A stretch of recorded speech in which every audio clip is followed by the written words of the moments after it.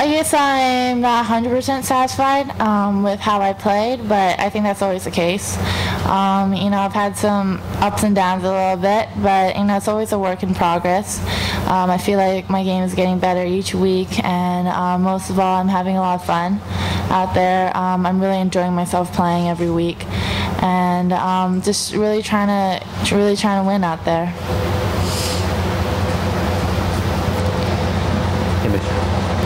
Talk a little bit about going through Q School, the decision to do that, and how much different you feel out here amongst your fellow tour players as a full-time member, and focusing in on women's golf.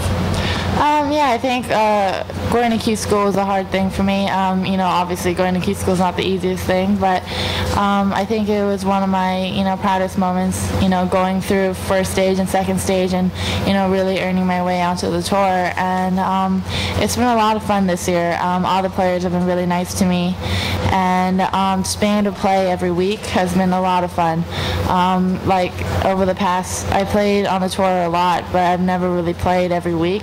It's always been like play one tournament, not play for a month, and only play like 6 tournaments a year.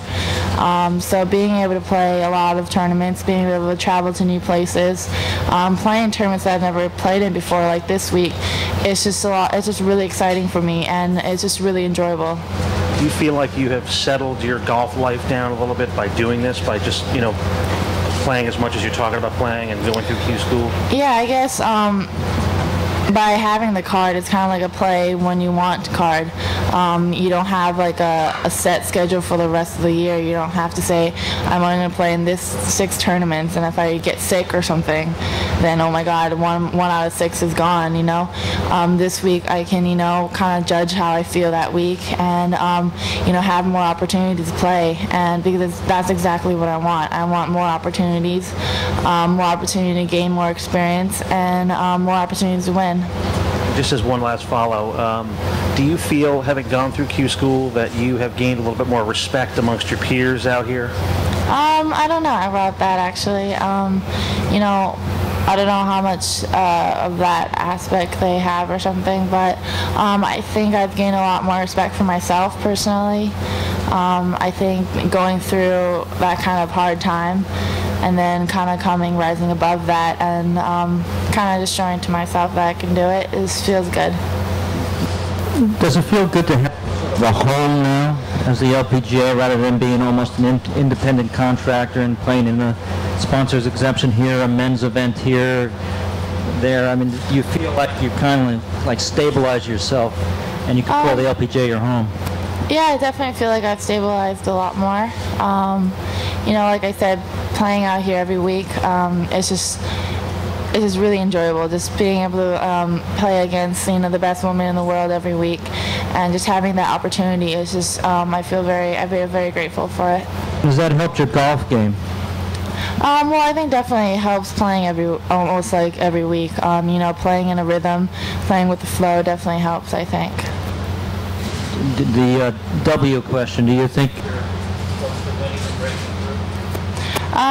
That's always a really tricky question. I always think, I can do it. This is the week. I'm going to try my hardest. I try my hardest every week. I, play my hardest. You never really know, though. You can't control the 144 players out there.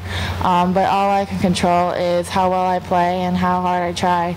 And I'm going to try to keep playing the best I can. Hopefully, I am very close to a win. And I feel like it's going to come. I have faith.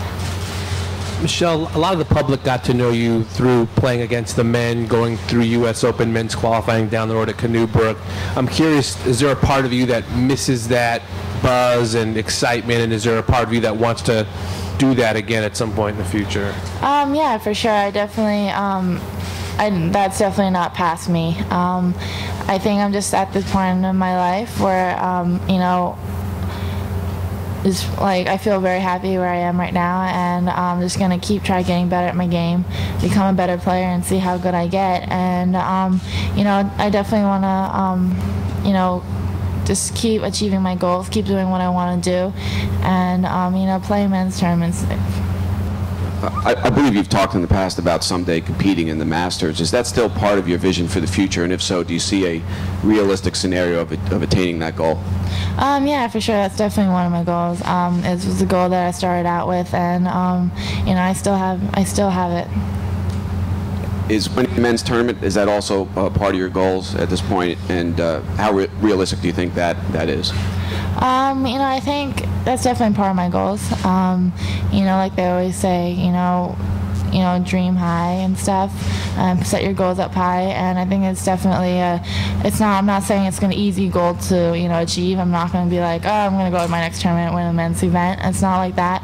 But it's like one of those long-term goals where I see myself, you know, getting to. I see myself getting there, and, you know, it's like one of those goals that really motivates me and pushes me to be a stronger player, a better player. How much did that wrist injury a couple of years ago set back your game, and are you fully recovered? I mean, I think you know, I don't really want to look back into that, you know, that part of my life. It's a part of my life where I don't try to go back into.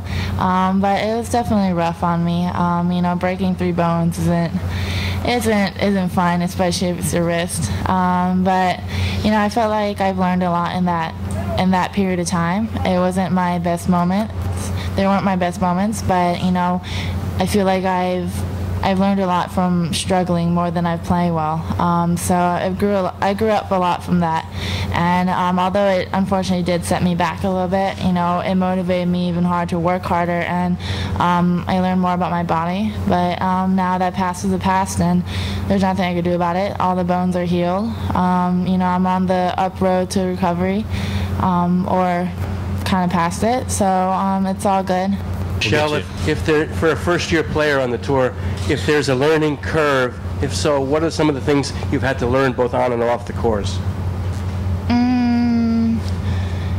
I guess just playing every week, kind of controlling your energy level, and just controlling, you know, just how good you feel and trying to maintain that high energy. You know, always when you play that 1 week, you go all out for 1 week, and then you can rest for like about 2 weeks. But, you know, playing 3 weeks in a row and stuff like that, you have to learn to like maintain and, you know, really keep that energy level high. So I think definitely stamina-wise and maintain the energy, and just playing out here every week is just a good learning experience every week. Right up here. You can just say it. Go ahead. Michelle, I know how much you like looking back into the past. If you had to do it all over again, would you have played simply on the Women's Tour to start with, gotten that way, and gotten all the questions out of the way? I really don't regret anything that I have done. But like I said, I don't want to go back into the past. There's nothing I could do to change the past if I wanted to. So all I can do is focus on the future. I mean, focus on now. And it's a new start. It's a fresh new start for me. That's what it feels like. And, you know, moving forward now, I just feel pretty good about it. And I'm just having fun.